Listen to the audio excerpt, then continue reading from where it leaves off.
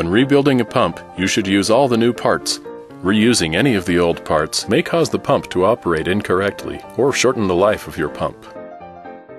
Let's take a look at the pump components included with the SDS Major Rebuild Kit. Pistons, cam assembly, piston support collars or outer pistons, pump motor, check valve O-ring, housing O-rings, relief valves, 1032 by 1.5 inch stainless steel screws for the discharge head and end cap, number 10 flat washers. 2 are shown here on the end cap bolts along with the end cap O-rings, motor adapter screws, piston screws, the centerprene diaphragm, end cap plug, cable guard screws. Some kits may also include a check valve ring gasket, which is only used for retrofitting certain older pump styles. Please refer to your kit documentation.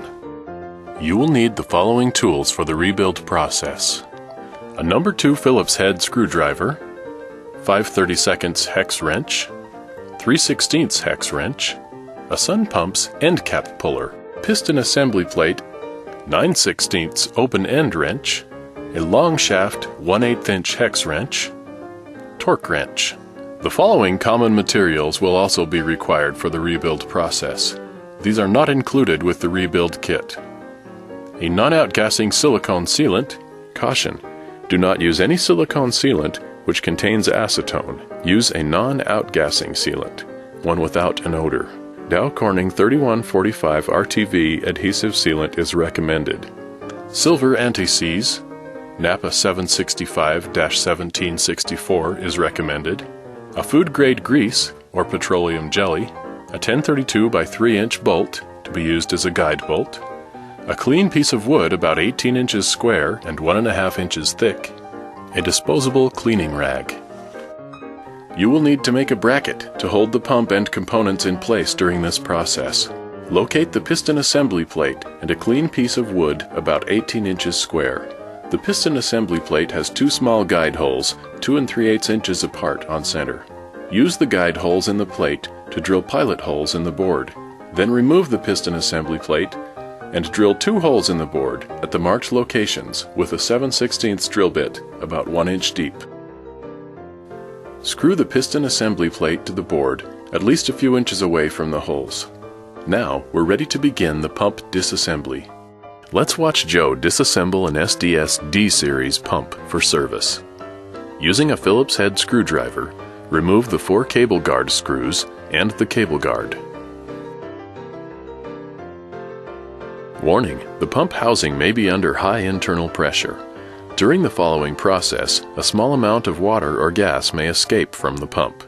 Using a 5/32 hex wrench, loosen but do not remove the 4 socket head screws from the discharge head. Lift the discharge head up slightly to relieve the pressure. Turn the pump over and remove the 3/8 inch stainless steel set screw from the center of the end cap using a 3/16 hex wrench. Remove the 2 socket head screws from the end cap using a 5/32 inch hex wrench. Put the puller over the pump. Slide the collar down at least 1.5 inches. Screw the threaded handle into the end cap and tighten the collar bolt. Hold the pump with one hand while turning the top nut on the threaded collar clockwise with a 9/16 wrench. Continue to turn the nut until the end cap is completely free of the housing.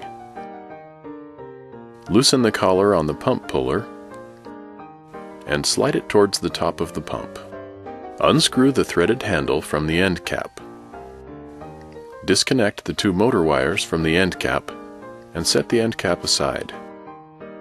Lay the push plate across the 2 extended motor nuts with the hole in the center facing up.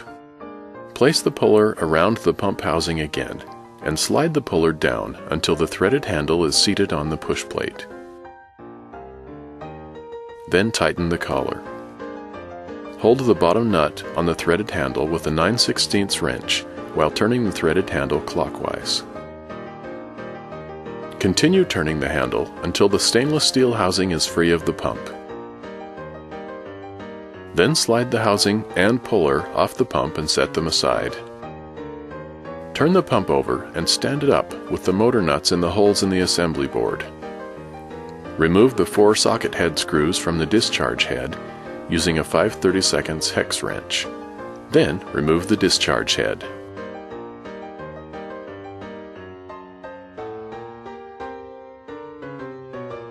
Remove the check valve assembly from the discharge head. This may require a light tap with a blunt tool through the discharge opening. Remove and discard the check valve and O-ring.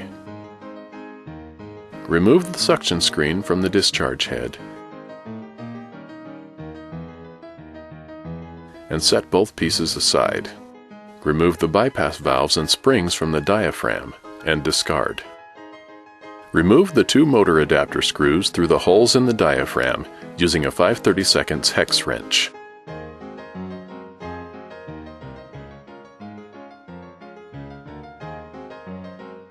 Visually align the set screw with the hole in the side of the motor adapter by turning the motor adapter while holding the motor. Then loosen the set screw using a long 1/8 inch hex wrench. Pull the motor adapter and cam assembly away from the motor. You may have to pry them apart with a flat blade screwdriver. Set the motor aside. Remove the 2 piston screws from the cam assembly. Remove the cam assembly. Remove and discard the support collars, pistons, and diaphragm. Remove the O-rings from the motor adapter and discard. Also, be sure to remove and discard the O-rings from the end cap. Clean and inspect all parts that will be reused. Make sure that the electrical studs protruding from the epoxy in the end cap are in good condition and the epoxy is still hard.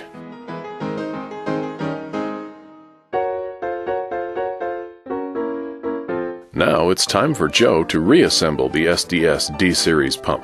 Set the brass pistons flat side down on the piston assembly plate, positioning the 2 holes on the locating studs. Place the diaphragm with the offsets up over the pistons, with the piston shafts protruding through the 2 holes in the center of the offsets. For all rebuilds, you should now use the white Santoprene diaphragm included with the rebuild kit. It is also important to use the new pistons provided with the kit. Never reuse the old pistons, as they will not work properly with the new diaphragm. Warning: you should never use any type of grease on the diaphragm. It may cause diaphragm failure. Slip the support collars over the shafts with the radius side toward the diaphragm. Set the motor adapter face down over the diaphragm assembly, allowing the pistons to protrude through the 2 holes. Put the set screw into the cam and insert the cam assembly over the piston shaft, making sure the piston shafts fit into the cam plate holes. Insert the 2 piston screws and washers through the cam assembly and tighten with a 5/32 hex wrench to 60 inch-pounds of torque. Apply downward pressure on the torque wrench to prevent the pistons from slipping off the locating studs while tightening the screws. Each screw should be tightened a little at a time, alternating between each side. This will pull both pistons into alignment before either piston clamps the diaphragm. Remove the motor adapter assembly from the plate and turn it over. Visually check to see that the holes on the pistons are all aligned. This will show that the pistons are properly torqued and did not slip off the studs. If they are not aligned, remove the pistons and start the rebuild process over. Sorry, Joe. If the pistons are aligned, you may continue to the next step. Place the motor on the assembly board with the shaft up. Coat the outside of the motor shaft with silver anti-seize compound. Insert a long 1/8 inch hex wrench through the hole in the motor adapter and into the cam set screw. Slip the cam assembly over the motor shaft, aligning the set screw to the center of the flat on the shaft. Apply downward pressure on the pistons until the cam assembly bottoms on the motor shaft. While holding the pistons down firmly, tighten the set screw. Put a number 10 washer over each of the 2 1032 by 2 inch motor adapter screws. Then apply a small amount of silicone adhesive sealant above each washer. Gently lift the diaphragm and insert a screw assembly into each motor adapter hole. Rotate the motor adapter slowly until the screws drop into place. Alternately, tighten the 2 screws to 50 inch-pounds of torque. Lay the discharge head topside down on a flat surface. Install a new O-ring into the check valve. Insert the check valve assembly into the discharge head. Make sure the check valve assembly is flush with the discharge head. Install the suction screen with the welded seam placed between the 2 cable guard screw holes.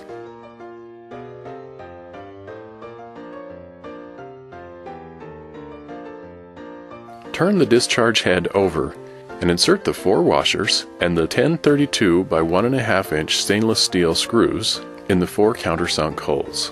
Install the 2 relief valves into the 2 springs. Twist the springs while pushing until they seat properly. You should feel them pop into place.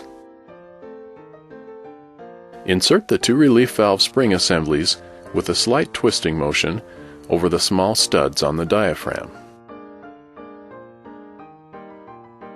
Install the discharge head on the motor adapter while carefully guiding the relief valves into the holes in the check valve assembly. Looking down through the center hole, make sure the tips of the relief valve assemblies are visible and seated in the check valve holes. While holding the discharge head in position, tighten the 4 screws a little at a time, jumping to opposite sides to 45 inch-pounds of torque. Set the pump with the discharge end facing down. Install new O-rings into the motor adapter and end cap. Some older pump styles may require 3 O-rings on each. Extra O-rings have been provided for this purpose. Lightly lubricate the O-rings with a non-outgassing food-grade grease. Slip the stainless housing over the pump assembly until it rests on the O-rings. On some older models, you will need to install the housing with the longer inside bore facing down. Use a small flat object to push the housing down over the O-rings until it touches the brass lip on the motor adapter. Connect the motor leads onto the electrical studs on the inside of the end cap. Make sure the positive red wire connects to the red wire side. Be sure that the terminals on the wires are tight on the end cap studs. Make sure that the motor lead wires are not pinched between the end cap coupling nuts. Screw a 1032 by 3 inch bolt through the end cap and into one of the motor coupling nuts. Use this as a guide when installing the end cap assembly. Be sure to align the cable guard screw holes in the end cap with the cable guard screw holes in the discharge head. Push the end cap down inside the housing until it butts up against the brass lip. Then remove the guide bolt. Place washers and O-rings on the 2 1032 by 1.5 inch stainless steel end cap screws. Apply a small amount of non-outgassing silicone sealant around the O-ring and insert the screws into the end cap.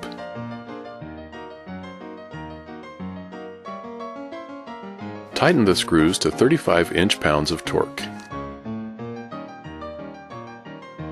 Install the end cap plug and tighten with the 3/16 hex wrench. A non-outgassing anti-seize should be used on the threads. Remove any excess with a rag.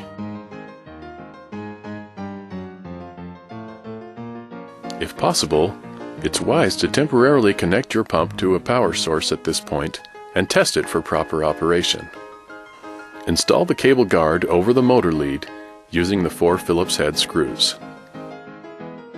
Another fine piece of work, Joe. You make it look so easy. Joe, you've done it again. Great job! Make yourself a sandwich.